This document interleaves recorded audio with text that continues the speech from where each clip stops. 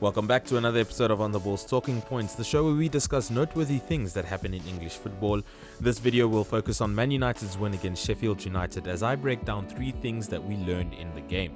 But before we do that, if this is your first time on the channel and you want to see more videos like this one, go ahead and subscribe and hit the bell notification icon so you know when the next video is released. United's performance was good, something that should be expected.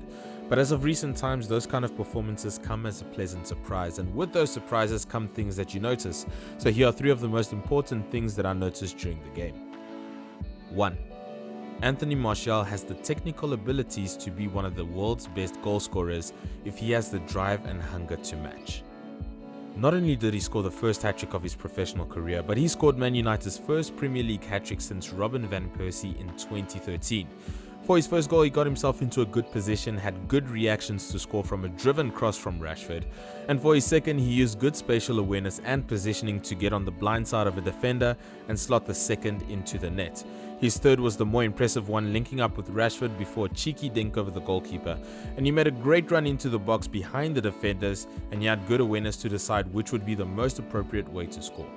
This is the Martial Man United fans have wanted to see since he signed, and we hope this is the start of his rise as a top striker. 2. The team that Solskjaer started is the most balanced side we currently have. We do have a couple of problem areas that I will address, but overall the team that started the game showed the style of play that I believe Ole envisions for Manchester United. The midfield was particularly strong. Matic and Pogba as a double pivot allowed for Pogba to play as a deep-lying midfielder, which I think is perhaps his best position, while Matic drops just in front or in between the centre-back pairing. Matic also has a tendency to make forward more difficult passes than both McTominay and Fred and initiates the forward press from the back. By dropping between the defenders, Wan-Bissaka and Shaw were moved higher up on the pitch, which allowed for more players to be goal threats, while Pogba and Bruno commanded the central part of the second and final thirds and allowing for our attack to play as an interchangeable narrow front 3. The major problem areas then would be at left back and at right wing. Luke Shaw has no defensive discipline and is caught out of position far too often. If that's not addressed, it will be a major problem for Man United as a whole in the future. On our right side, Daniel James is still too one-dimensional, and Greenwood is a little bit too green for the lack of a better word.